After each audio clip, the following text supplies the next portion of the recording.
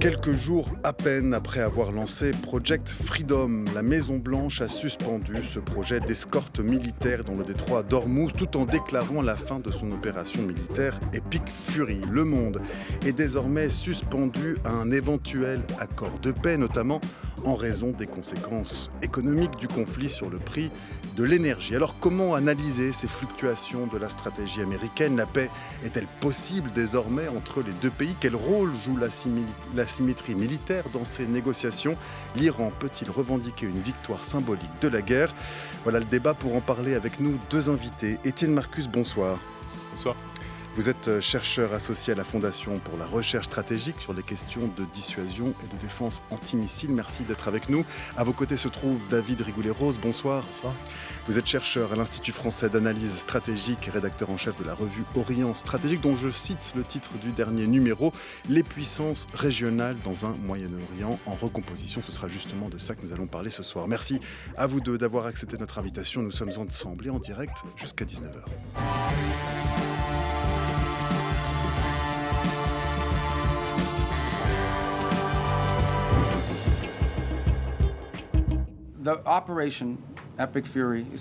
L'opération Epic Fury est terminée. Nous avons atteint les objectifs fixés. Nous ne souhaitons pas qu'une nouvelle escalade se produise. Nous privilégions la voie de la paix. Le président souhaite un accord. Il préférerait s'asseoir à la table des négociations et élaborer un protocole d'entente pour les négociations futures, abordant tous les points clés, notamment l'ouverture complète du détroit, permettant au monde de retrouver une vie normale. Ce n'est pas la voie qu'a choisie l'Iran jusqu'à présent. Par conséquent, les États-Unis se doivent d'agir, car nous sommes la seule nation au monde capable d'ouvrir un passage dans le détroit d'Ormuz, d'acheminer des marchandises et de secourir les personnes bloquées. C'est ce à quoi nous sommes confrontés actuellement. Les Iraniens font face à une véritable catastrophe économique qu'ils s'infligent eux-mêmes par leurs actions. Ils devraient se ressaisir avant de se ruiner. Voilà pour la déclaration de Marco Rubio il y a quelques jours à peine. Depuis, Marco Rubio a joué encore plus l'apaisement. Il était aujourd'hui en visite auprès du pape américain, lui aussi. Il a réaffirmé la volonté des États-Unis de trouver une paix durable au Moyen-Orient. David Rigoulet-Rose, comment est-ce qu'on comprend ce revirement américain de ces derniers jours qui d'un coup semble jouer plus la carte diplomatique que la carte militaire et celle de l'intimidation qu'il a joué jusque-là? Oui, il y a un problème de temporalité parce que de toute façon, il y avait la question des pouvoirs de guerre du président, les 60 jours. Et donc, il y a eu un artifice de présentation. C'est-à-dire, vous pouvez être plus Alors, explicite? depuis la guerre du Vietnam en 1973, en principe, pour des opérations militaires d'envergure, le président américain doit demander l'aval du Congrès. Ce qu'il n'a pas fait, d'ailleurs, au début, il n'a pas présenté ça comme une guerre. Il a dit que c'est une opération militaire qui lui donne 60 jours avant de devoir effectivement se présenter, de demander l'autorisation au Congrès. Et donc, il a fait valoir le fait que de toute façon, il n'avait pas besoin de le faire puisque il a décompté justement les jours à partir du 8 avril, les jours du cessez-le-feu, ce qui permettait un artifice de présentation. Et puis sur le fond, il y avait effectivement le choix de passer à tout le discours qui est très calibré du secrétaire d'État qui quand même qui a l'expérience, qui pèse tous ces mots, de passer à une phase défensive et non plus, donc pour montrer aussi que ça cadrait avec justement ces 60 jours. Qu'il y avait la fin de la phase offensive des bombardements et qu'on en était à une nouvelle séquence qui n'impliquait pas de renoncer aux objectifs initiaux, mais qui prenait une forme différente. Est-ce qu'il est possible pour les États-Unis de déclarer unilatéralement que la phase offensive Epic Fury est terminée, Étienne Marcuse? Non, puisque quand on se lance dans une guerre, forcément, il y a un opposant. Et là, l'Iran avait déjà très clairement annoncé que eux n'avaient pas forcément l'intention d'arrêter cette guerre. Ils savent en fait que le temps joue en la défaveur des États-Unis. Et donc après deux mois de guerre qui ne devaient durer, on ne le rappelle, que 4 à 5 semaines, c'est ce qui avait été annoncé en début de conflit, les États-Unis en fait ont imposé un rythme tellement élevé qu'ils ne pouvaient pas tenir, notamment en termes de stock de munitions, de génération de sorties aériennes. Et donc là, l'Iran se préparait à cette guerre depuis des décennies, avait très bien conçu une stratégie pour encaisser le choc initial, ce que n'avait pas manifestement anticipé au moins l'échelon politique américain. Et donc là, c'est ce qui force cet échelon politique, en fait, notamment pour des raisons économiques, à devoir chercher un apaisement, là où, certes, les Iraniens ont énormément souffert et continuent de souffrir économiquement, mais pour eux, en fait, c'est une menace existentielle, tandis que pour les États-Unis, ce n'est pas un enjeu existentiel, ce conflit. Mais là, on peut comprendre quand vous dites que les États-Unis sont à bout. Est-ce que la première armée du monde serait arrivée à court de stock? Ça semble difficile à croire. Peut-être que vous pouvez préciser cela, Étienne Marcuse. Bien sûr. Alors, bien sûr, les États-Unis ne sont pas à court de munitions. En fait, il y a des stocks de munitions qui sont attribués à des théâtres d'opération, à des conflits. Ils ont Là encore, ils avaient anticipé un conflit sur 4 à 5 semaines. Là, on en est sur le double. Donc, ils ont épuisé une grosse partie en fait du stock qui était déjà prévu pour ce conflit, mais ils ont même dû aller piocher dans des stocks, notamment dans l'Indo-Pacifique, mais aussi sur le territoire européen. Donc en fait, ils n'avaient pas anticipé ça, et tout ce qu'ils utilisent donc dans ce conflit, et tout ce qu'ils perdent aussi, puisqu'ils ont perdu énormément de systèmes, notamment des radars antimissiles très spécifiques et très chers, tout ce qu'ils perdent à l'heure actuelle, en fait, ne pourra plus être utilisé pour des conflits contre les ennemis systémiques, en tout cas les adversaires ou compétiteurs systémiques que sont la Russie et la Chine. Donc c'est là où se pose un sérieux problème pour les États-Unis, c'est de pouvoir, en fait, en cas de déclenchement d'un conflit majeur en Europe ou en Indo-Pacifique, ils seront très embêtés puisqu'ils auront utilisé une partie des munitions qui étaient dédiées à ces théâtres-là pour une guerre contre l'Iran, qui était normalement pas un adversaire symétrique, contrairement à la Chine ou à la Russie. Est-ce que vous êtes d'accord avec cette analyse, David Rigouleiro? C'est-à-dire qu'au-delà des questions politiques internes américaines, de validation politique du conflit, le coût militaire pour les États-Unis de ce conflit en Iran est supérieur à ce qui avait été prévu par l'armée américaine, par les stratèges américaines et par le président américain Donald déjà Trump? parce que le délai est plus long qu'initialement programmé par le Pentagone. Et notamment, on a perçu l'embarras du secrétaire à la guerre, puisque c'est son nouvel intitulé, Pete Hegseth, justement, quand on lui a demandé ce qu'il en était pour le coût de la guerre. Il a avancé le chiffre de 25 milliards. Non sans malice, Abbas Araghchi, l'Iranien, a dit que c'était plutôt 100 milliards. Mais en réalité, bon, les instituts qui ont fait les études américains, think tank, évalueraient autour de 50 milliards, ce qui est quand même considérable. Et donc plus que prévu, effectivement. Et puis, comme vous l'évoquez, il y a eu une surconsommation en réalité de munitions, notamment des Tomahawk, missiles Tomahawk. Il y a eu des Plus de 1100 missiles Tomahawk. Oui, c'est ce qui est énorme. Or, la ligne de production de ces armements, en fait, s'inscrit quand même dans la durée. On peut pas produire, on peut pas décréter qu'on va produire dans les 3 mois, c'est pas possible. Ça vaut encore plus pour les systèmes comme le THAAD. Normalement, de mémoire, je parle sous votre contrôle, mais je crois qu'il y a 8 systèmes THAAD qui sont opérationnels. 2 auraient été abîmés, considérablement touchés, notamment à Amman, enfin en Jordanie et aux Émirats. Et puis il y a notamment le radar Transhorizon qui était installé au Qatar, qui a été manifestement touché gravement. Donc sont $1 milliard quand même pièce. Donc ce sont quand même des outils qui se reconstituent pas comme ça. Et donc il y a les inquiétudes effectivement de l'establishment du Pentagone par rapport à la perspective potentielle d'un conflit pas asymétrique mais symétrique autour de Taïwan ou ailleurs. Effectivement, c'est une source d'inquiétude. Donc il y a eu des commandes qui ont été passées de manière express, mais ça va prendre du temps avant de reconstituer les stocks. Et il y a eu une mauvaise évaluation probablement aussi par rapport alors là, pour le coup, on retrouve le paradigme asymétrique qui n'a pas été intégré au début suffisamment. C'est-à-dire que pour arrêter les tirs de missiles et surtout de drones, du côté américain, on a surtout utilisé des intercepteurs très chers. À plusieurs millions de dollars pour des drones qui sont 20-25 000 dollars. Donc c'était absurde en termes d'utilisation de ce type de matériel. Ça a été compris en cours de route, mais du coup, les Iraniens ont une stratégie très habile parce qu'ils ont poussé à une surconsommation de ces intercepteurs et avec un certain succès, évidemment, aujourd'hui par rapport au stock en question. Alors justement, vous parlez du coup américain, de la stratégie américaine peut-être erronée. Étienne Marcus, sur la stratégie iranienne de l'autre côté, face à cette puissance de feu militaire traditionnelle, comment est-ce que a fonctionné l'Iran et de quelle manière est-ce que le fonctionnement, la stratégie militaire iranienne, de quelle manière est-ce que ça les amène dans le terrain des négociations ? Alors, effectivement, là encore, les Iraniens se préparaient à ce conflit depuis des décennies. Ils avaient analysé notamment la première guerre du Golfe, qui avait été analysée par tous les compétiteurs stratégiques des États-Unis, dont la Chine. Ils l'ont d'ailleurs déclaré officiellement, qu'ils s'étaient préparés depuis les deux invasions d'Irak à pouvoir résister, tenir bon à une première attaque américaine. Tout à fait.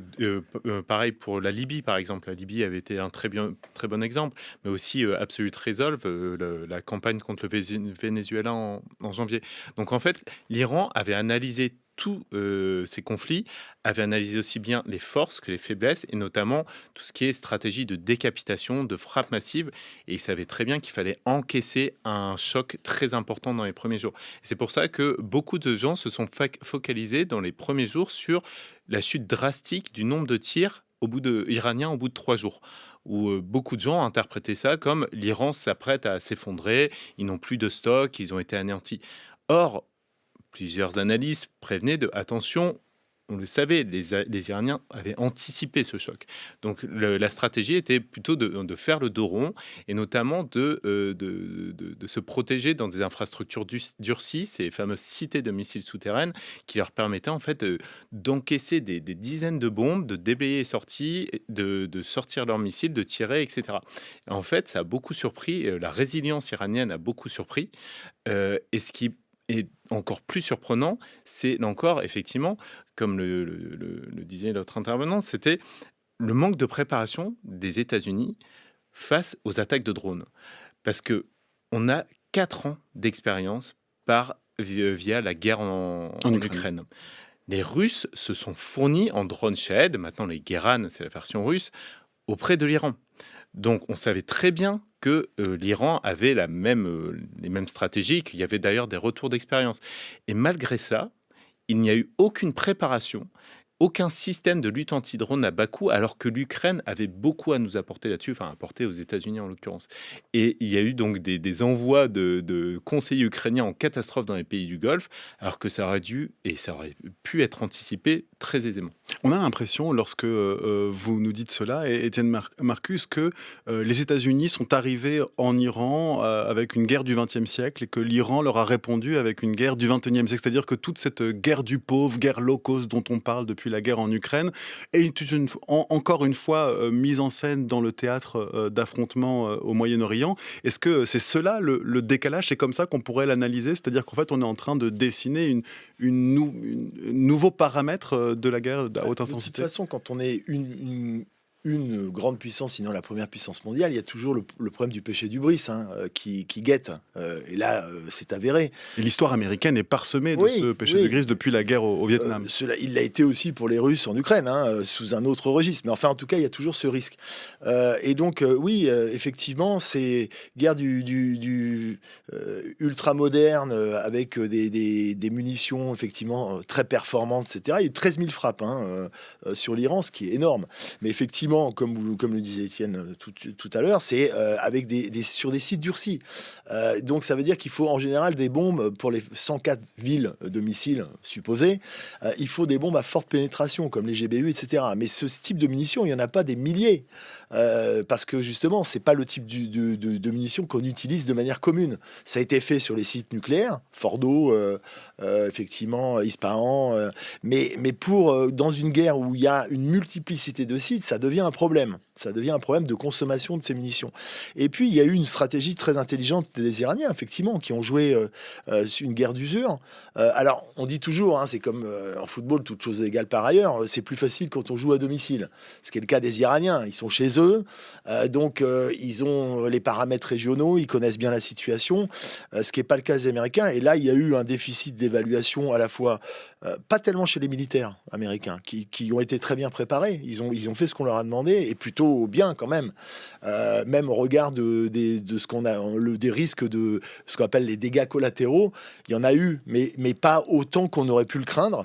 Et puis surtout, c'est un déficit stratégique, de vision stratégique du pouvoir politique, pas des militaires, notamment par rapport effectivement, alors pas tellement sur le but de guerre, mais plutôt les moyens de parvenir à ces buts de guerre. Et là, il y a un flou qu'on retrouve aujourd'hui dans les va-et-vient permanents, et la faute en incombe essentiellement à à l'exécutif, c'est-à-dire à la Maison-Blanche. À la personnalité du président américain, vous dites, est-ce que c'est ça, une guerre asymétrique, pour qu'on comprenne de quoi on est en train de parler? C'est une guerre d'usure où il y a un faible qui résiste à un plus fort? Excusez-moi de parler de manière aussi basique, mais pour qu'on comprenne bien, Étienne Marcuse. Alors, ça dépend. En fait, il y a plusieurs niveaux d'asymétrie. Avant, on parlait surtout de guerre asymétrique, par exemple, la campagne aérienne contre l'Afghanistan en 2001 contre les talibans, qui avait été un massacre. C'était vraiment pardonnez-moi l'expression, presque du tir au pigeon depuis les airs. C'était très facile, il n'y avait aucune opposition. Et là, en fait, effectivement, il y a peut-être eu encore ce péché de considérer l'Iran comme un pays relativement faible, alors que même si il y a une asymétrie de puissance, puisque, effectivement, on le dit, hein, les États-Unis sont la puissance dominante. Après eux, il y a la Chine, la Russie. Même s'il y a une certaine asymétrie déjà entre, par exemple, la Russie et les États-Unis. Avec l'Iran, c'est plus marqué, mais ça reste un adversaire étatique avec des outils de puissance qui sont du même ordre technologique que ceux des Américains. Par exemple, ils avaient des systèmes de défense anti-aérien. Là encore, les États-Unis ont sous-estimé ces défenses, et on l'a vu en fait au bout de quelques semaines, ils ont décidé en fait qu'ils pouvaient y aller, ils pouvaient voler à basse altitude. Un avion furtif qui a été touché, un F-15 qui a été abattu, qui a entraîné une opération de sauvetage pour le coup épique, mais qui a aussi entraîné d'autres pertes d'appareils. Donc en fait, il y a eu ce péché d'orgueil, alors que l'Iran était doté d'outils de puissance très importants. Et notamment des missiles hypersoniques. Et voilà, notamment marqué par ce fameux arsenal de missiles balistiques moyenne et courte portée qui ont causé de gros soucis aussi bien contre Israël que contre les États du Golfe, avec accompagné de ces drones low cost. Donc c'est ce qu'on appelle un high-low mix qui permet en fait de saturer les défenses aériennes et antimissiles en arrivant par différents secteurs du ciel en saturation.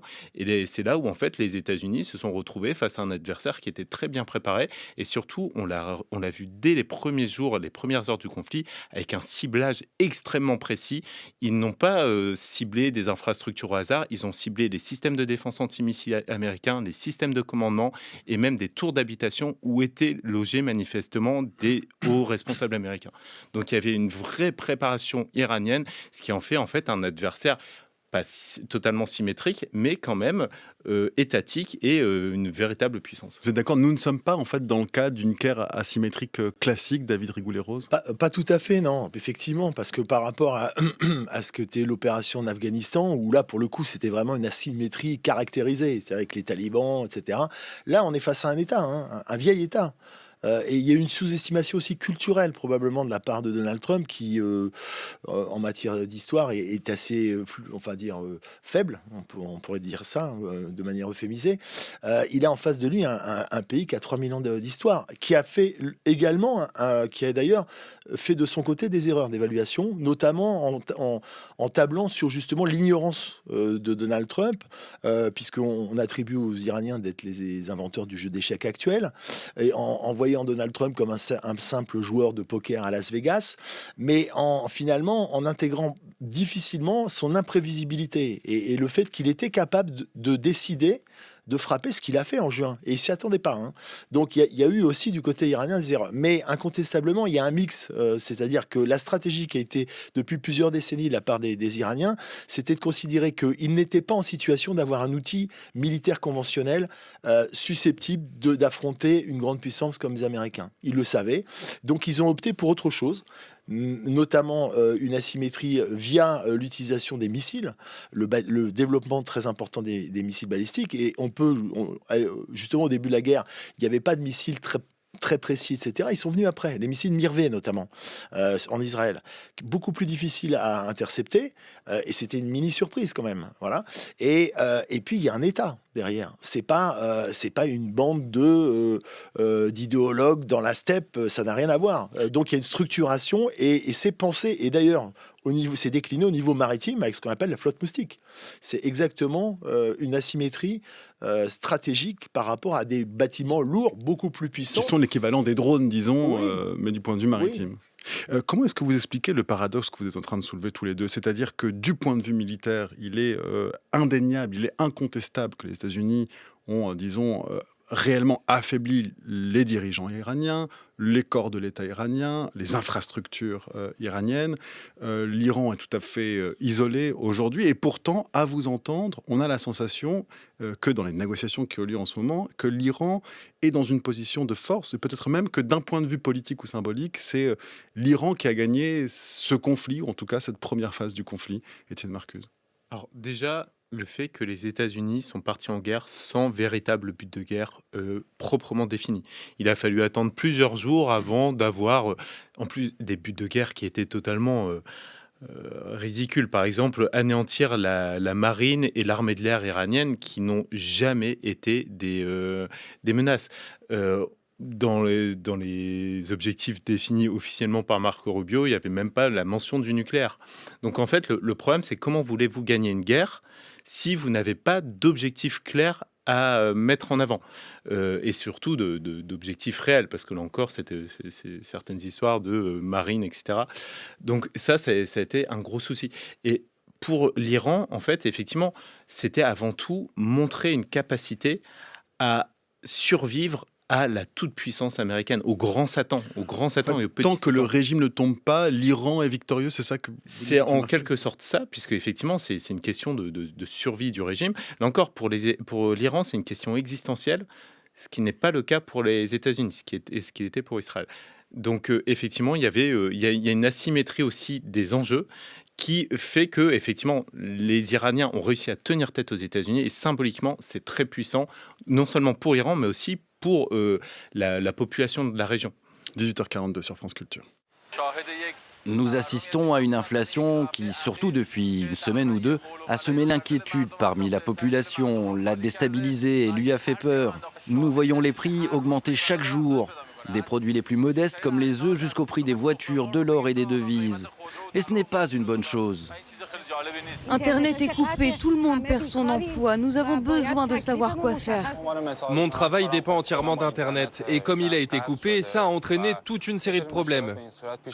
La situation économique est terriblement mauvaise. Cette guerre prendra certainement fin. Dans le scénario le plus optimiste, si nous repartons à zéro et parvenons à rattraper ce que nous avons perdu, et si nous sommes censés remporter une victoire économique après la guerre, cela pourrait nécessiter des années d'investissement.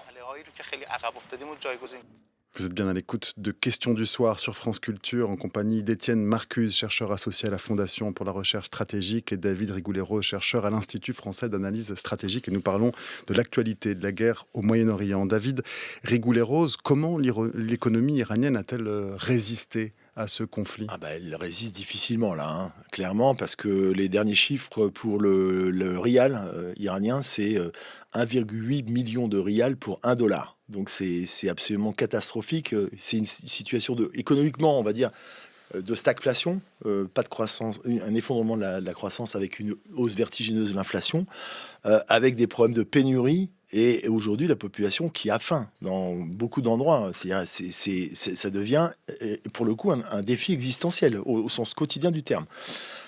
Et il se trouve qu'il y a toujours eu une logique de sanctions depuis des décennies, mais là, il y a un autre paradigme. C'est pour ça qu'il faut relativiser la position de force des Iraniens, qui présentent le discours, le narratif de Téhéran, c'est de dire on a gagné parce qu'on n'a pas perdu, parce que le régime est toujours là. C'est en partie vrai, mais pas gagné. C'est-à-dire il y a une résilience.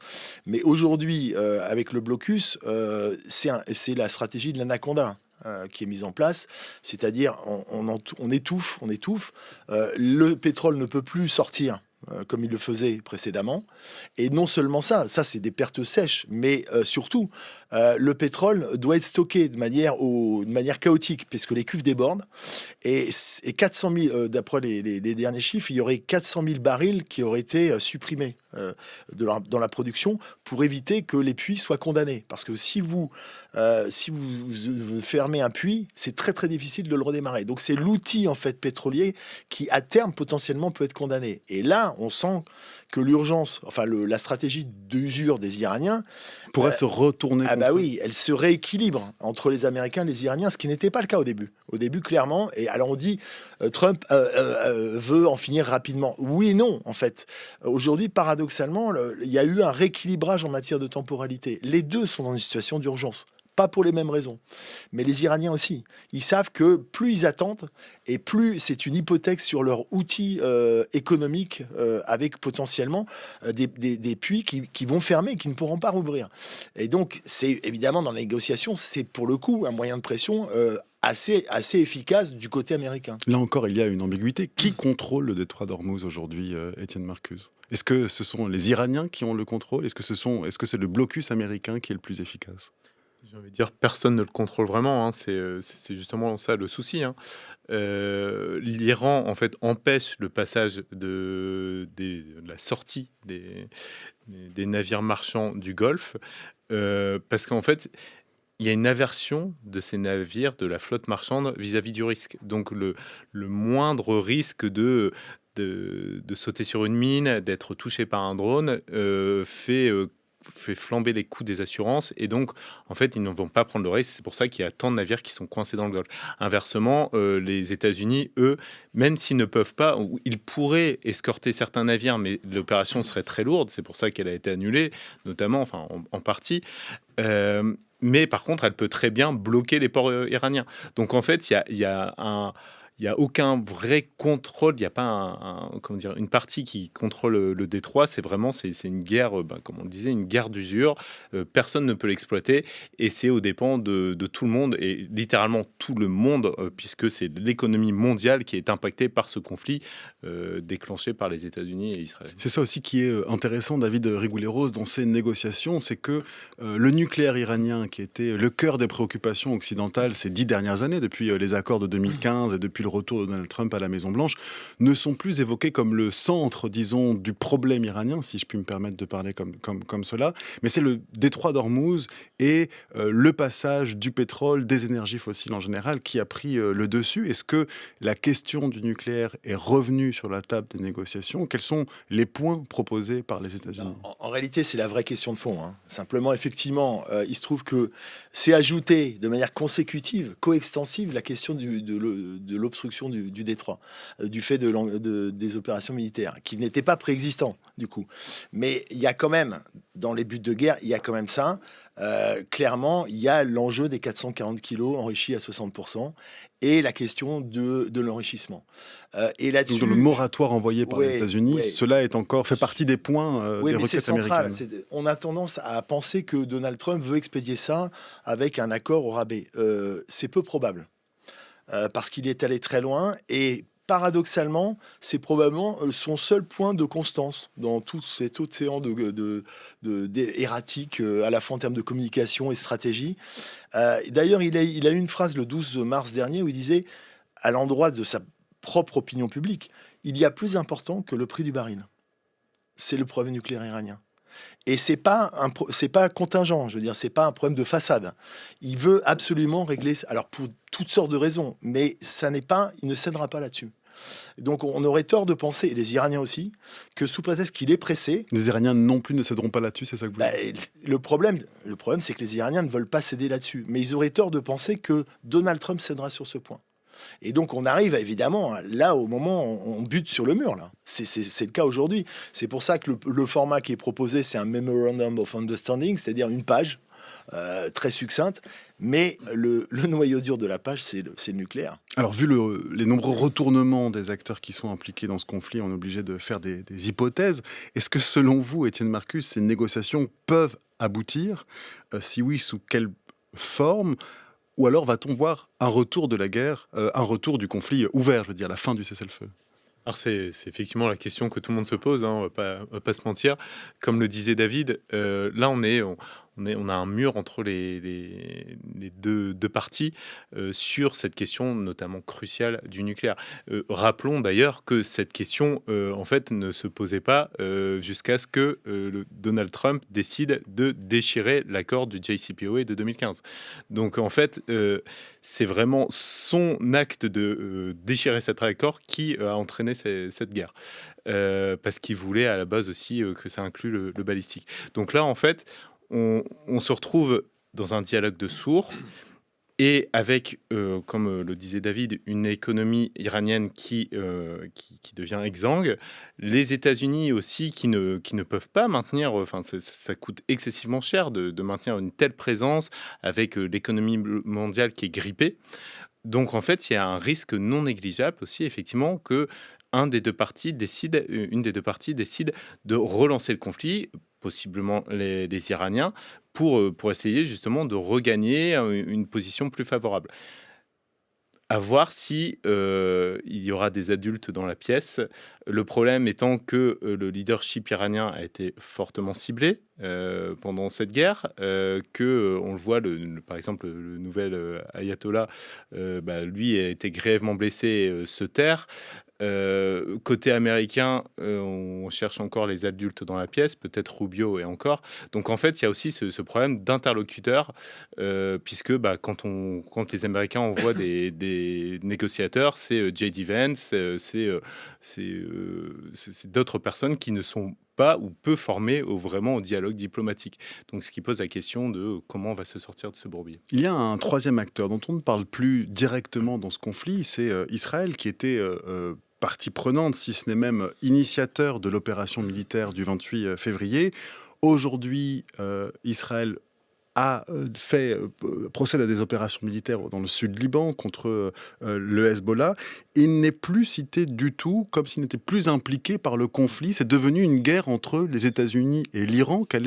Comment est-ce que vous expliquez cette disparition, disons, du récit d'Israël dans ce récit de la guerre, et quelle est leur position, leurs actions dans ces négociations qui ont lieu en ce moment, David Rigoulet-Rose? Pour ce qui est du Liban, de toute façon, Israël a toujours dit qu'il n'était pas question de renoncer par rapport aux opérations contre le Hezbollah. Il faut avoir à l'esprit qu'initialement, il y avait une stratégie commune, mais avec des nuances, plus que des nuances, sur les attendus de l'opération. Du côté israélien, et de manière assumée, il y avait la perspective du changement de régime à Téhéran, qui ne s'est pas produite. C'était peut-être un des enjeux de la décapitation du 28 février, justement, qui était intervenu par une frappe spectaculaire. Du côté américain, c'était moins clair. Alors, pour les Israéliens, ils considèrent que c'est un problème existentiel. Donc, ça est justifié, de leur point de vue, d'aller jusqu'à l'option renversement. Pour les Américains, non. Trump voulait arriver à avoir un interlocuteur pour un accord, justement sur un post-JCPOA, c'est-à-dire l'accord de 2015. Mais le problème, et là il y a un déficit effectivement de sa part d'évaluation, c'est qu'il n'y a pas quelqu'un en Iran, c'est un système, le Nizam. Donc c'est pas une personne qui est dépositaire décisionnel. En plus, quand il y avait le guide suprême, il était l'arbitre ultime. Mais son fils, Mojtaba, il est très dévalué en termes de stature. Donc c'est pas lui qui gère, ce sont les gardiens de la révolution qui ont pris la main. Et donc il n'y a pas un interlocuteur, et ça explique la confusion aussi de la négociation, parce qu'on ne sait pas à qui on s'adresse, et si la personne à qui on s'adresse est bien dépositaire, ultimement décisionnaire. Je vous propose d'écouter Jean-Noël Barrot, ministre de l'Europe et des Affaires étrangères. Il était ce matin sur une radio concurrente, sur RTL. Un des trois, c'est un bien commun de l'humanité. Il ne peut être en aucun cas bloqué, ni faire l'objet de péage, ni même faire l'objet de chantage. Et ce sur quoi nous pouvons agir efficacement, c'est, dès le calme revenu, un système de déminage et d'escorte international, indépendant, strictement défensif et pacifique, et qui explique le franchissement par le porte-avions Charles de Gaulle, hier, du canal de Suez, pour se rapprocher de cette zone, crédibiliser cette mission, pour que dès que un cessez-le-feu, ou en tout cas dès que le calme sera revenu, eh bien cette mission puisse se déployer au bénéfice, je veux le dire, pas uniquement de la France, pas uniquement de l'Europe, mais de l'ensemble du monde qui attend désespérément que le calme revienne pour que les dégâts colossaux provoqués sur l'économie mondiale puissent se résorber. Voilà pour les déclarations du ministre des Affaires étrangères ce matin, Jean-Noël Barrot. Le porte-avions Charles de Gaulle donc a franchi le canal de Suez. Il se rapproche du détroit d'Ormuz, prépositionné en mer Rouge, selon la ministre déléguée aux armées, Alice Rudeau. Quelle est la stratégie de la France? Est-ce que la France vraiment s'apprête à sauver le monde, comme on vient de l'entendre, Étienne Marcus? Alors, sauver le monde, c'est un peu ambitieux. C'est avant tout, en fait, initier un mouvement.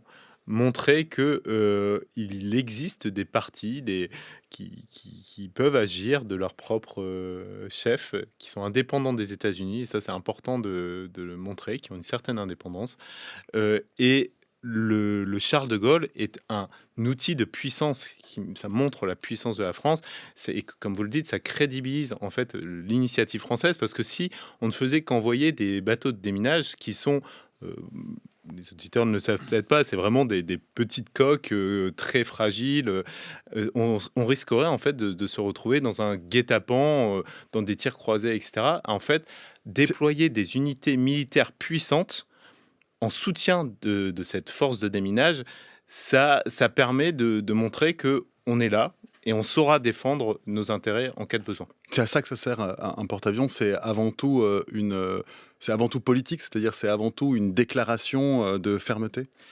C'est effectivement, un porte-avions est un outil de projection de puissance. Alors c'est un formidable outil militaire, hein. On l'a vu notamment dans les opérations contre l'Iran, là où les bases terrestres étaient pilonnées par les missiles iraniens. C'est beaucoup plus difficile de toucher une base qui se déplace.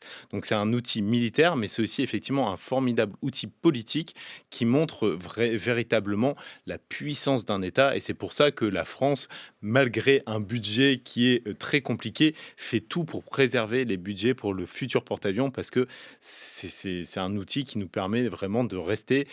Il n'y a que les États-Unis et bientôt la Chine qui ont un porte-avions à propulsion nucléaire. David Rigoulet-Rose, Emmanuel Macron s'est entretenu cette semaine avec le président iranien Massoud Pezeshkian. Il a souligné cette idée d'une mission multinationale menée par la France et le Royaume-Uni pour mettre sur pied, sécuriser la navigation dans le détroit d'Ormuz. Est-ce que c'est, comme vient de le dire Étienne Marcus, par des pays tiers, des pays indépendants qui ne sont pas part au conflit, que peut se trouver la résolution de la guerre au Moyen-Orient aujourd'hui ? Résolution, il faut être très très modeste. Non pas que ça soit pas signifiant. Effectivement, c'est une projection de souveraineté, un porte-avions. C'est un signalement stratégique. C'est tout sauf anodin. C'est pour marquer que l'Europe était inaudible en fait. Et donc, il faut rappeler qu'il n'y a que la France qui a un porte-avions nucléaire. Même les Britanniques n'ont pas de porte-avions nucléaire. Donc et puis, il y a une cohésion, effectivement, une dynamique, on va dire, européenne pour montrer qu'on n'est pas aligné sur l'agenda militaire américain, mais qu'on est très préoccupé parce qu'on a des intérêts à défendre, notamment énergétiques, mais pas seulement. On a même des engagements de certains pays, comme les Émirats, parce qu'il y a une base française. Donc, c'est aussi une manière de montrer qu'il y a une forme de réassurance. Et le porte-avions vient là pour crédibiliser, effectivement, cette posture qui se veut exclusivement défensive, pas du tout offensive, mais proactive dans le déploiement. C'est un signal, c'est un message, à la fois aux Américains pour dire on ne sera pas sur votre ligne, et sur Téhéran aussi, en disant qu'on ne pourra pas avaliser un droit de péage sur le détroit. Alors en 30 secondes, même pas 20 secondes chacun, si cette mission multinationale devait advenir et qu'elle parvenait à sécuriser le détroit d'Ormuz, est-ce que ce serait une défaite pour les États-Unis ? Ce serait sûrement un signe puissant qu'ils doivent s'associer avec le monde, et surtout, il faut qu'on associe la Chine à cet effort. Oui, en tout cas, c'est marqué qu'il existe une voie européenne, alors que les Européens avaient été complètement mis de côté, et que paradoxalement, et Trump n'a pas manqué de le souligner, ce sont les Européens qui sont le plus exposés justement à la fermeture du détroit, même si les conséquences sont par ailleurs mondiales. Merci à vous deux. C'est la fin de ce débat. Merci Étienne Marcus, chercheur associé à la Fondation pour la recherche stratégique. Merci également à vous, David Rigoulet-Rose, chercheur à l'Institut français d'analyse stratégique. Je redonne le titre du dernier numéro de la revue Orient stratégique, les puissances régionales dans un Moyen-Orient en recomposition. Merci à l'équipe qui a préparé cette émission. Diane Devancey à la programmation, à la préparation. Antoine Héral, quant à nous, on se retrouve dans quelques minutes seulement pour parler des animaux au Moyen-Âge.